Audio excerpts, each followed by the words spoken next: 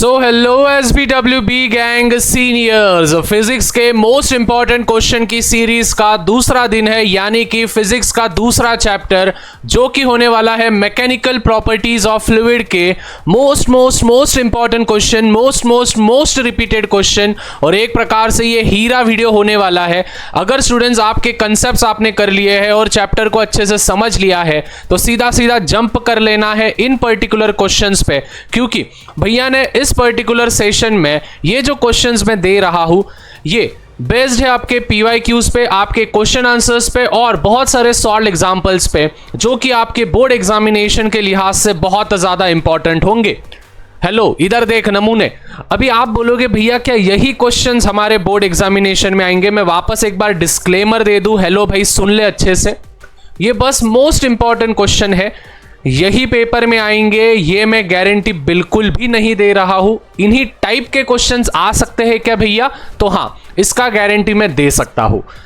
देखो students, being a teacher, being an educator और being your बड़ा भैया, तो मेरा ये रिस्पॉन्सिबिलिटी है कि आपको मिसगाइड ना करूं। ये बस इंपॉर्टेंट क्वेश्चन है स्टूडेंट्स, इसके ही भरोसे पे पूरे रहो मत। ये बस टाइप ऑफ क्वेश्चन है कि ऐसे टाइप ऑफ क्वेश्चन पूछे जा सकते हैं, लेकिन इस चैप्टर के ये वाले क्वेश्चन लगभग 70 से 80% आपके बोर्ड एग्जामिनेशन में इसी टाइप के क्वेश्चंस दिखने के चांसेस है। समझ गए? अभी स्टूडेंट्स, इस वीडियो को आगे बढ़ाने से पहले मुझे नहीं पता 1000 से ज्यादा लाइक्स इस वीडियो पे हो जाना चाहिए और नीचे कमेंट्स कर देना है कि आपको इसके बाद कौन से चैप्टर्स पे चाहिए। नेक्स्ट चैप्टर इंपॉर्टेंट कमेंट कर देना।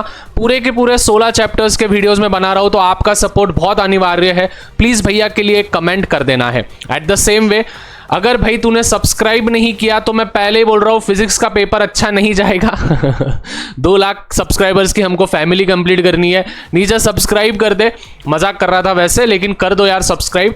और स्टूडेंट्स, अगर आपको इनकी PDF फाइल चाहिए तो मुझे इंस्टाग्राम पे फॉलो कर देना है। ये है मेरी ID @अजय, फिर 2 बार वो अंडरस्कोर होता है, वो वाला क्लिक कर देना, फिर शाह और अंडरस्कोर, इस पे मुझे फॉलो कर देना सबसे पहले। और मुझे फिजिक्स इंपॉर्टेंट ये वाला DM कर देना, PHYIMP, जिससे कि आपको वीडियो मिल जाए, वीडियो बोल रहा हूँ विच इज PDF मिल जाए। ठीक है, अभी students mechanical properties of fluid पे हम आएंगे। सबसे पहले स्टूडेंट्स, इस चैप्टर का सबसे इंपॉर्टेंट क्वेश्चन होगा हमारा state Pascal's law. Pascal's law क्या होता है वो आपको स्टेट करना है। डायग्राम्स वगैरह होंगे, जो भी उनके थ्योरी के पार्ट होंगे, वो सभी चीजें आपको बताना है। उसके बाद Laplace's law of a spherical membrane, जो भी स्पेरिकल मेम्ब्रेन होता है उसमें हम लैप्लेसेस लॉ किस प्रकार से यूटिलाइज करते हैं, किस प्रकार से इस्तेमाल करते हैं, वो आपको डिराइव करना है, स्टेट करना है, स्टेटमेंट देना है और एक्सप्लेन भी करना है। Basically state and explain Newton's law of viscosity. Viscosity आप सभी को पता होगा। विस्कोसिटी मतलब कि एक फ्लूइड की एक प्रॉपर्टी होती है कि कौन सा फ्लूइड में फ्रिक्शन ज्यादा होगा, उसको हम कहते हैं एक प्रकार से विस्कोसिटी। तो आपको न्यूटन्स लॉ ऑफ विस्कोसिटी आपको प्रूव करना है। उसके बाद स्टेट स्टोक्स लॉ, या फिर और एक क्वेश्चन आ सकता है derive Stokes law using dimensional analysis. दोनों में से कोई भी क्वेश्चन आया तो आप इसको अटेम्प्ट कर सकते हो। फिर उसके बाद students Bernoulli's principle, state the law of efflux. तो ये जो भी चीजें स्टूडेंट्स देखो, इन पर्टिकुलर लेसन में मैकेनिकल प्रॉपर्टीज ऑफ फ्लूइड में मोस्टली आपको लॉज बहुत बार पूछे जाते हैं, जैसे पास्कल्स लॉ हो गया, लैप्लेसेस लॉ हो गया, स्टोक्स लॉ हो गया, बर्नौलिस प्रिंसिपल हो गया। ठीक है, ये वाले जो लॉज है स्टूडेंट्स, ये laws most of the times पूछे जाते हैं।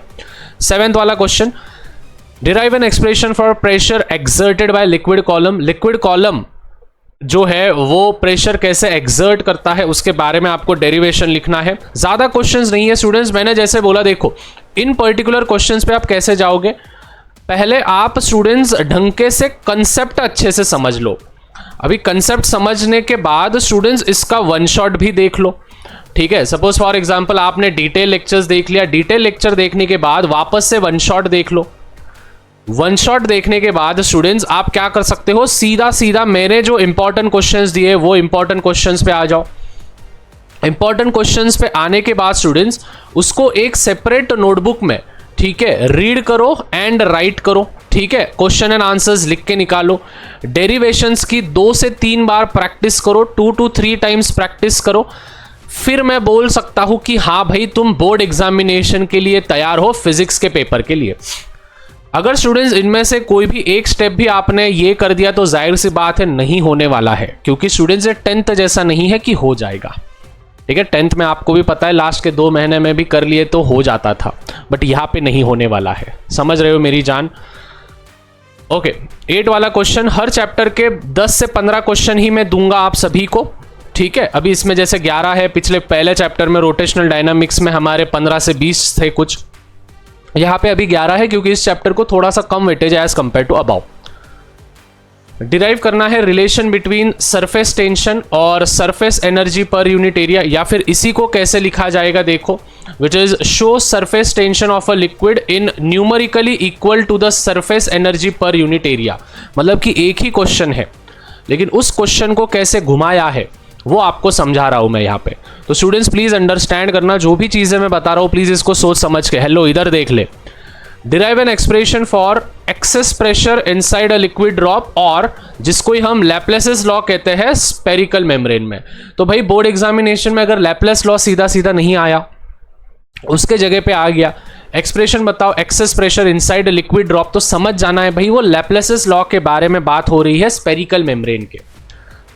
फिर derive an expression for capillary rise, जो कैपिलरी राइज होता है for a liquid having a concave meniscus. ठीक है, जो कॉनकेव होता है कॉन्वेक्स होता है, आप सभी को पता होगे, तो उनके मिनिस्कस के अनुसार जिनको कॉनकेव मिनिस्कस होता है तो एक कैपिलरी कैसे राइज होता है उसका आपको एक्सप्रेशन देना है।